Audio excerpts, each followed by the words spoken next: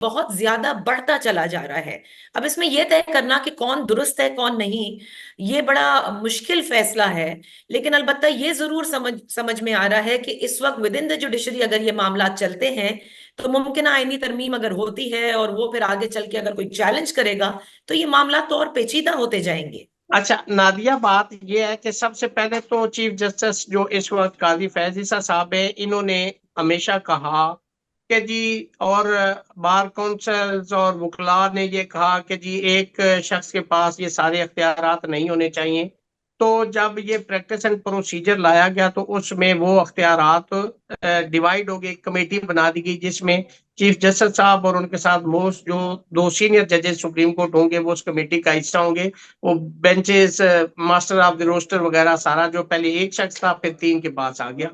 अब इसमें सवाल जो कवाहत पैदा हुई है, देखिए हम्म। ये आ गया एक एक्ट के जरिए, ये सारी चीजें ठीक हो गई। अब आप एक साल भी अभी नहीं हुआ और आपने अंडर आर्टिकल 89 एक ऑर्डिनेंस लेके आया जिसके मुतल्लक काजी साहब फरमाया करते थे ये ऑर्डिनेंस फैक्ट्री बंद होनी चाहिए, ये कोई अच्छा लॉ नहीं होता। हम बीइंग स्टूडेंट ऑफ लॉ हमारी भी यही सोच और फिक्र है।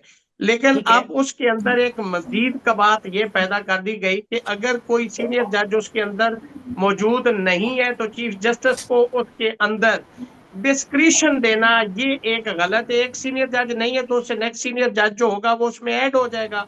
लेकिन ये कर देना मैं समझता हूँ कि ये मेला फाइडी पे मबनी है। और जो ऑर्डिनेंस आता है वो 89 आर्टिकल उसके तहत होता है, 120 डेज के लिए आता है। अगर इतनी हम्म। इमरजेंसी थी तो जैसे ये प्रपोज्ड अमेंडमेंट ला रहे थे तो आप एक बिल के जरिए एक उसको ले आते। आपने क्यों इतनी इमरजेंसी में, कौन सी इस वक्त कोई क्यामत आ रही थी कि आप एक ऑर्डिनेंस लेके आए और वहां से फिर कबात शुरू होगी। अब जब आपने एक डिस्क्रिप्शन दे दी एक जज की, अब अगर दोनों, एक को तो आपने निकाल दिया, एक जो प्यूने जज हैं जब वो भी नहीं बैठ रहे तो इस हवाले से ये ऑर्डिनेंस जो है ये साइलेंट है।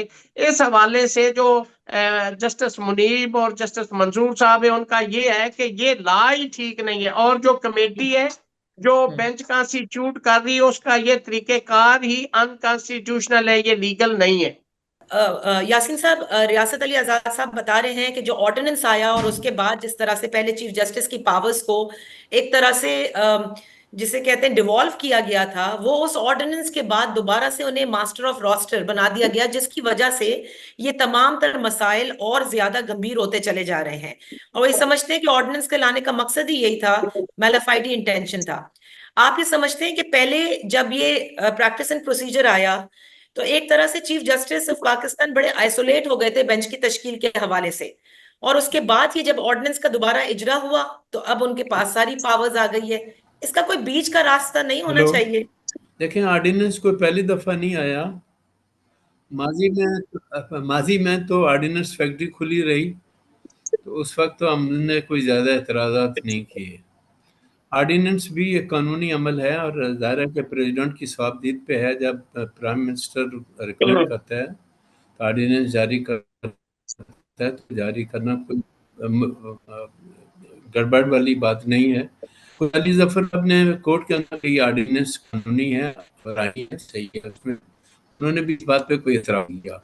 सवाल ये पैदा होता है कि अगर जो सिचुएशन इस वक्त हमारे ऑनरेबल सुप्रीम कोर्ट की है और जिस तरह जो सूरत हाल इस वक्त सामने आ रही है, मैं तो माजी में 3.5 साल यही रोता रहा कि इस मुल्क का बड़ा प्रॉब्लम यह है कि हमारे यहाँ जो आइनी इदारे हैं वो एक दूसरे के मामले में मुदाखलत बहुत करते हैं, और हम भी लंबी छोटी तकरीरें करते हैं और वो कहते हैं वेला फाइडी है, ये नहीं होना चाहिए, चीज़ें अपनी। सिंपल क्वेश्चन ये है कि क्या और आइनी इदारे के पास है? अगर किसी और आइनी इदारे के पास कानून बनाने का नहीं है, तो पार्लियामेंट ही कॉम्पिटेंट इदारा है जो कानून साजी करती है, उस पर मुझे और आपको इतना करने का कोई हक नहीं बनता। आपने देखा होगा कि प्रोसीजर एक्ट जो सुप्रीम कोर्ट वाला था वो कानून बना ही नहीं था, सुप्रीम कोर्ट ने उसको दे दिया। और उस वक्त भी हमने ये शोर किया था कि एक चीज अभी बनी ही नहीं है और उसको स्टे देना ऑनरेबल सुप्रीम कोर्ट की तरफ से, हमने उस वक्त भी एतराज किया था। ठीक है। अब जो सूरत हाल है, जो जब से चीफ जस्टिस फैज साहब आए हैं आपने देखा होगा कि वक्तन फ़वक्तन उन्होंने बाज़ फैसले करते वक्त ये बात कही है कि पार्लियामेंट ही वो मजाज इदारा है जो कानून साजी करता है। हम लोगों को इस बात का हक नहीं है कि आइनी इदारे के मामलात में मुदाखलत करें। अब प्रॉब्लम ये है कि इस मसवदे को भी जो अब पार्लियामेंट अभी पार्लियामेंट के अंदर लेके ही नहीं आई, हमारे लीगल एक्सपर्ट गए और उन्होंने से एक सुप्रीम कोर्ट में वो पिटिशन भी मेरे इतलात के मुताबिक दाखिल किए, जो दाखिल करना प्रीमेच्योर स्टेज पे, ताकि उसको फाइल करने का कोई जवाब नहीं बनता। करने दें, जो 25 करोड़ आवाम जो है वो इन लोगों को पार्लियामेंटेरियन को इलेक्ट करके पार्लियामेंट में इसलिए भेजते हैं कि वहां जाके ऐसी कानून साजी करें जो इस मुल्क के अंदर जब जाते हैं लंबी चौड़ी तकरीर का पार्लियामेंटेरियन, लेकिन कानून साजी की तरफ तवज्जो नहीं देते।